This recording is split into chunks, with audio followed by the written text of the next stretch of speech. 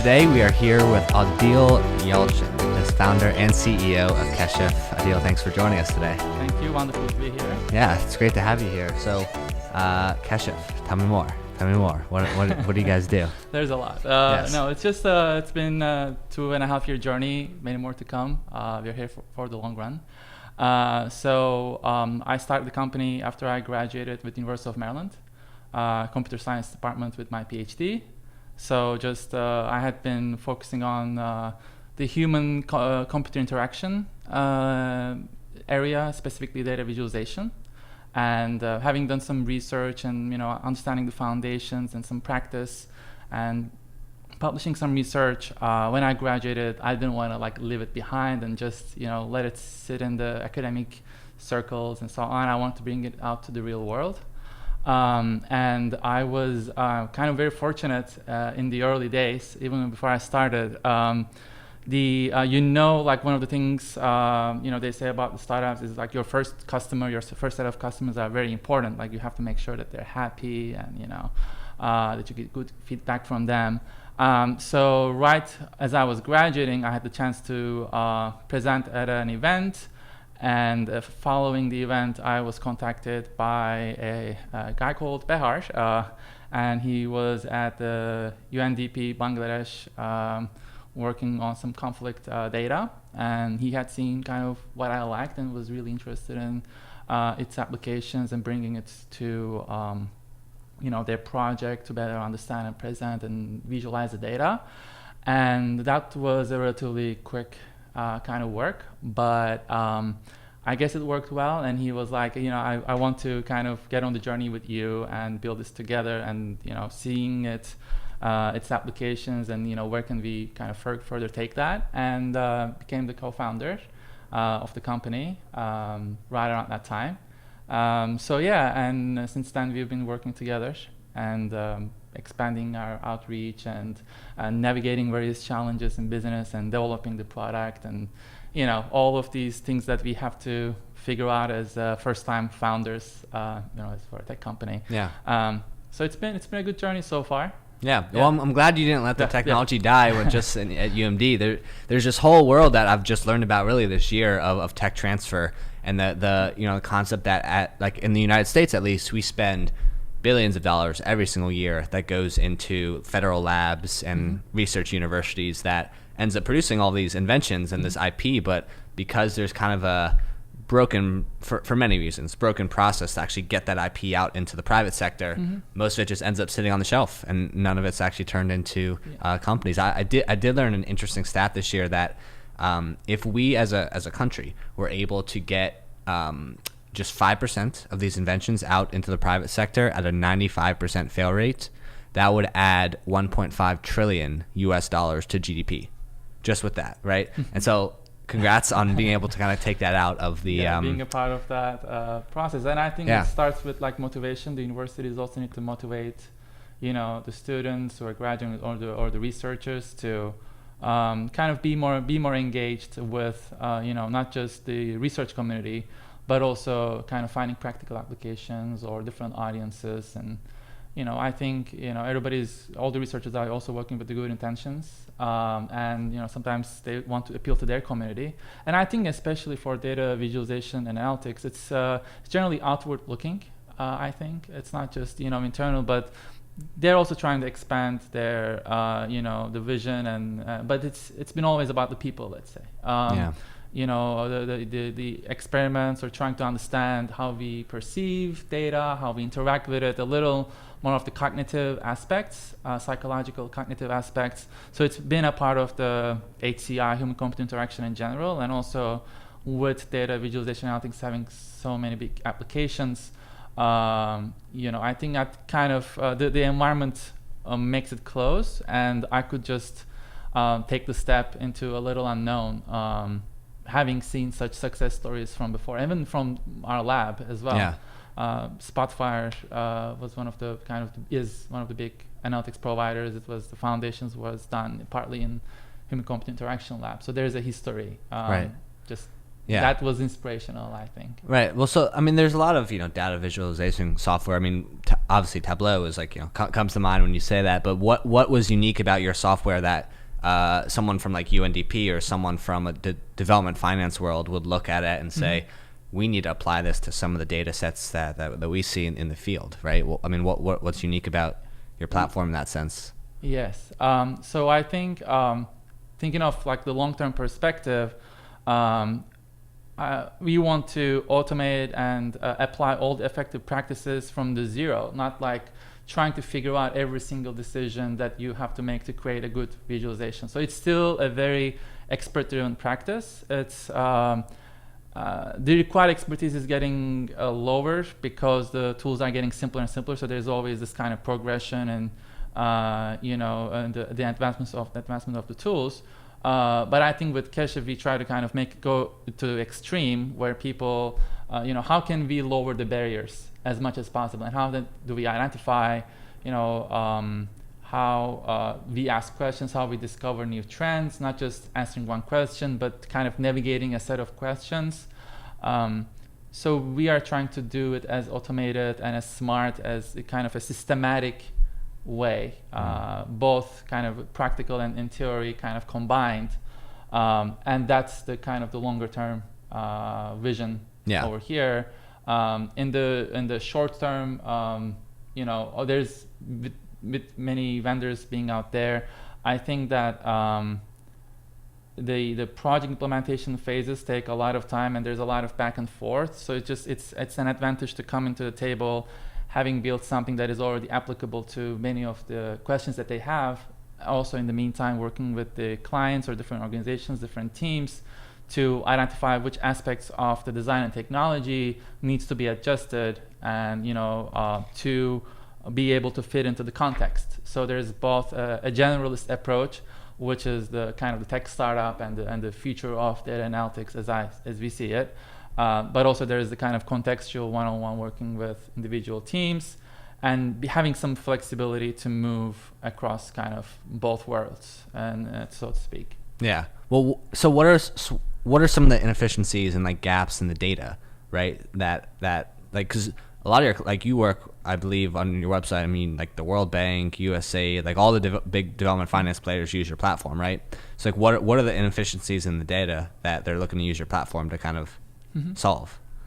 I mean, one thing is kind of the practical approach would be the speed to start analyzing and so on. I think one of the more fundamental things that I've been focused on is this exploratory aspect with interacting with data.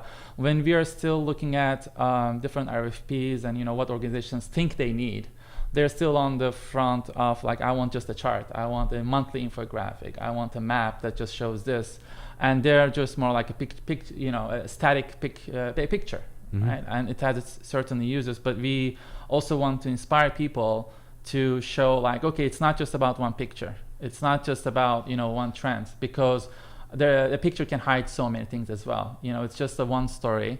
It may not be the truth. We want to have more like a 360 explorative, like engaging the people to really, just don't take things as at face value, right? So that's one of the bigger messages and things that kind of we are building on and promoting, while also being able to deliver, these, what people need at the moment, these charts and custom designs, and so we are again kind of meeting both the needs of the current world and as well as inspiring people to think more about the data, which comes a lot of challenges, including data literacy across the organizations are vastly varying. So some people might be more aware of certain tools and techniques, and some may not. And those that are aware may choose to apply their own practices in their own way. So just changing behavior is, I guess, a challenge for many startups. So for us, it's changing behavior with dealing with data. Yeah. And I mean, do you have a sense of the data that's being kind of used and focused on in these markets? Like, what is the most, when you're implementing a project or operating a company in these markets, I mean, what is the data that is most important to kind of keep track of and visualize and make sure that risks are mitigated accordingly? So we work with a variety of data sets and different companies. So the tool is built in a generic way. But some of the trends that we are seeing right now is the surveys are very common. So I think now that there's a push for people to be a little more data driven, and a lot of the organizations are trying to collect data from the ground. And the way they generally achieve this is by surveying people and using surveying techniques and methodologies. So surveys are a common kind of a set of data sets. And another one that we're looking at right now is indicators. Basically understanding, if you're looking at a global or regional different countries, how does it change over time? So tracking, even in this room you can track the temperature or outside, but the temperature of the media, let's say, how does it change over time, or freedom, or even conflict? Or if you look at the World Bank, there's a lot of economic indicators, a lot of socio-demographic indicators. So we have seen that to be a very common and rich data set, not just because of the numbers. There can be sometimes a million numbers in a data set across, if you're measuring 100 things over 10 years, the numbers multiply very quickly, but also what multiplies is the kind of questions that you can ask. So we are, understanding and looking at various solutions and coming up with the best strategies so that we solve it kind of once and for all as much as possible. The indicators being the other data set. And the third one I can say about the conflict data. Generally of the term of who, what, when, where. So if there is something event happened, how many people got affected, what was it about, who were the actors, what is the exact location you pinpoint on a map, and then you can ask so many different questions about seeing geographic trends and correlations between maybe geography and socio-demographics or different kinds of attacks or incidents that are happening. So these are just like three of the kinds of data that we have found to be coming kind of frequently on our, with our clients. Yeah, I can imagine it's pretty challenging to actually, at a large scale in some of these markets, conduct a survey and actually make sure that the data that your return is accurate. And what are some of the survey tools in this market? Because I'm just imagining maybe using USSD rails, or I don't even know how you would distribute a survey to rural areas. And, some of these areas are really tough environments. There's not a lot of technology infrastructure. One was South Sudan, let's say, or areas that are in big conflict, and they generally we don't work on it directly, but there are other teams that are helping our clients, let's say, collect the data from the ground using statistical and right sampling methods and so on. And I was looking at it, maybe there's 100 different survey technologies or tools out there that help people with data collection. And when you really get into implementation, differences start to pop up. Let's say we were using some survey, let's say for humanitarian purposes, which requires offline data collection and maybe some point locations and so on. There are some open source tools and a lot of companies that provide services around those. But if you're looking at more established or a more specific need that would collect data from teams of people with different workflows, so it's really hard to find one go-to tool that satisfies it all. Generally, it comes to understanding the context of how the data will be collected, what kinds of data will be collected, what is the complexity of this survey, and then choose the methodologies or even the survey outline and the approach. Let the tool influence a little with that, but generally it's maybe not the first thing to think about. Yeah. Well, and so what about your journey as an entrepreneur? Do you spend most of your time here in the US, or do you okay. So mostly in the US. Behar, my business partner, has been sometimes traveling for some of these projects. So it's interesting, having a working data that comes or represents global trends, but we don't necessarily have to travel to really. And I think there is a benefit to it too, because so there are different distances you need to look at an issue, right? So maybe in some cases we're able to look from a more distant perspective and seeing a different aspect of the data, different ways that the data can be improved, or ways to look into it. So it's about bringing a fresh perspective. So if you sometimes focus on a topic, like if I focus on this map so much in one area, I'll just only see that point, right? And I think for us staying a little away and seeing the bigger picture helps us bring new ideas and new perspectives when needed, but also in the meantime not always remembering the context of the data and understanding what the other people really need to complete their main mission. Yeah. And so are there markets or countries in the world that there's like from what you've seen in your platform, just a lack of insights and data? It's kind of like on the maybe on the North Korea side of things, where there's just like such a lack of transparency into the markets. Like, do you find there's a lot of countries like that with your platform? I think it depends on kind of what kind of question you're asking. And even if you think about even the US, I think like it's if you look at certain counties or certain trends and certain, like I think it's there's no kind of a one single answer. I mean, North Korea is probably one thing of just being a closed country, by their practice. But I think in almost every topic there are always some blind spots. Even in the most advanced areas and so on, there's always some kind of an area that can require more attention. And if you're collecting data from a war-torn area, like yes, there is probably no data, and how you ask the right question, how you collect it, and those are all separate, challenges. Yeah, and so I know a lot of your customers are here, like in DC and like the development world, or development finance world. But do you find that with your platform, or is it being used by any governments or anything to kind of improve governance within the country? Because one thing I'm seeing is that there are a lot of what the UN would qualify as like least developed countries that have leaders that want to improve their governance, but they just don't know how to allocate resources correctly. Like they allocate something here and then they don't know how much is actually going to get implemented versus just taken away from through corruption or whatever it may be. So is there an element of using your platform for better governance in these countries? Yes, I think the core motivation on those areas also sometimes come from the civil society in those countries, and ways to support and strengthen the civil society organizations or media or similar nonprofit organizations in the country. So we have had some work with some local organizations that were trying to increase transparency and promote good governance, and looking at both like citizen involvement. So and these are becoming like a different pockets of projects that we have tried to kind of push forward with a quick result, very rapid development, some kind of capacity building activities. Kosovo project, there was one.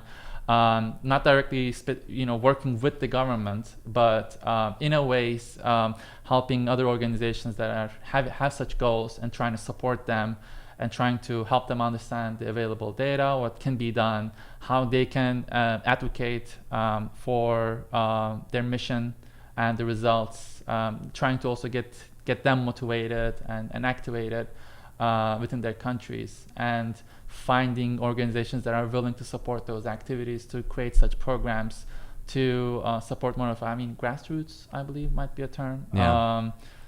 And of course, the governments also have such incentives.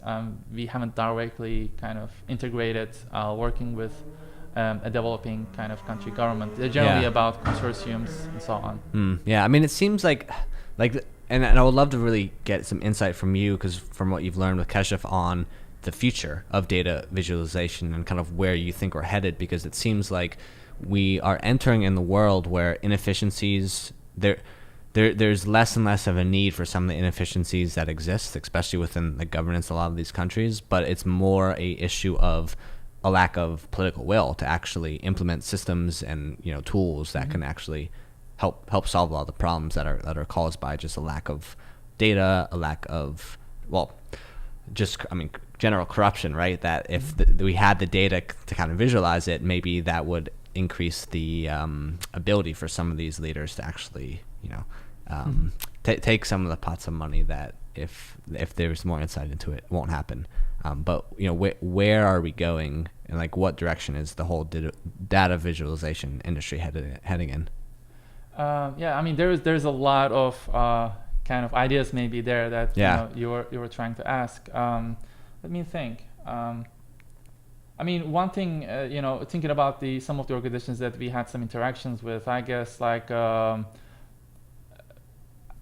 I wish that, people can be kind of more open-minded, also try to bring in new technologies or new ideas, or, sometimes it can happen in many different contexts, but like know-it-all kind of mentality. Yeah. I think that we are all, guilty of that to an extent. And I'm trying to be also, trying to remind myself of that. But, that sometimes gets in the way, or like how projects are implemented can have, by definition of, inefficiencies. Either trying to work with some local agencies, or how the process is implemented on a high level, there can be some inefficiencies, and I'm not sure if we are learning how to navigate around those and finding the right path forward to really help people, the best way we know how. In terms of the future of kind of data visualization analytics, I mean, it's a huge industry now. There's, if you look at the big players, there's a lot of consolidation and acquisitions, and I believe Salesforce bought Tableau for a lot of money, right? Yeah, and Google bought Looker, again, very high valuations. Yeah. But on the other hand, I realized that through the experience, like however further these technologies are, there's a big ecosystem of providers. So none of the organizations, so if whatever technology you get, it is not at a point right now that the organization who purchases that technology is able to use it the next day. There is always somebody who comes in and takes a good portion of the money and time and effort to really set up that system.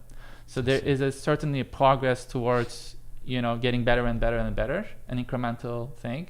But I think that it doesn't change the fact that none of these technologies out there, including us. So right now we are also directly working with organizations, and maybe there is that personal touch is needed. But again, as I observed, however big these companies get, they always form ecosystems of consultants, of services companies that are building the quote-unquote solutions using these technologies. So we are right now like touching on both ends of the spectrum, while building technology and also applying these solutions. And in a way, like I'm not really kind of concerned, or of course like we are kind of following the trends and seeing what's new. But I realize that you have to be trained. You have to hire the people who knows how to use these technologies, whatever technology you have. There's that kind of inefficiencies still, and I think it's going to go on for the relatively foreseeable future. Yeah, and so is Keshif? Are you all? I think in the long tail, are you all disrupting data scientists? Because I think some of the highest paid people and most valuable people right now in a lot of the large corporates are the data scientists, and there's a huge competition on talent in that area, right? Yeah. And so, but do you think we're moving towards with artificial intelligence, with some of the tools that for example Keshif is building, that we're eventually going to be in a world where you don't necessarily need data scientists, because the platforms themselves can kind of analyze the data and produce results. I think a certain term we sometimes use and others have used as well is the democratize the data science, right? We are trying to make the non-data scientists a little more towards like data scientists in some way, right? Getting them more knowledgeable, and so the biggest benefit of our technology is for people who are a little left behind, or who increase, and also there's a lot of applications and speed and strength that data scientists could also get from a new technology that may be solving the repeating basic building blocks. So that's kind of where we fit in as the kind of the building block of like to jumpstart, let's say, an analysis. And in that front, we have seen that people have their own ways of, or they like to use more established tools, or they also want to tinker and get their hands dirty, right? That people want that kind of flexibility. So there are tools that are able to provide more of that flexibility, and for that reason, and for sometimes for other reasons, the data science community prefers to use, let's say, some other kinds of tools. From what we are trying to do is to, as I said, build the building blocks, the basics, and cover that in the most effective way. And I think when we have more applications and feature set, and with more marketing and so on, there will come to a perspective shift. And that will gradually happen as we also progress on our journey. Yeah, I mean, it's hard to say what jobs are safe and what jobs are at risk when it comes to trends in artificial intelligence. I would imagine that at least for the near term, data scientists are still going to be paid very well and going to be very sought after by corporate America. But who knows in the long run? But Adil, is there anything you want to sign off with, or anything you want to leave the good folks with? Well, I think data scientists are people who can ask questions, who are a little skeptical, who wants to see the story behind, or the data behind the data even. I think a machine cannot really take away the human's creativity. It can only kind of supplement and help you achieve that goal and inspire. But there is this the human mind is a marvelous, let's say, thing on its own. And I think whatever the term we call, there's always a need for human creativity. And I think what we're trying to do is also to inspire that human creativity, human intelligence with more like transparent tools, and give the power to the people and let them not just take something at face value, but to go a little deeper and explore and analyze a little deeper, for no matter what the background might be. Awesome. Yeah. Well, I guess before we say goodbye, we do have this beautiful slideshow playing. Is there anything that you want to specifically highlight on the slideshow? Yeah, there's a couple of our projects and data sets we have looked at. I really coming from more of like a building it kind of mentality and build and demo mentality. I really wanted to kind of bring that perspective a little, because sometimes we can lose the product or the really what is the impact while talking about the story.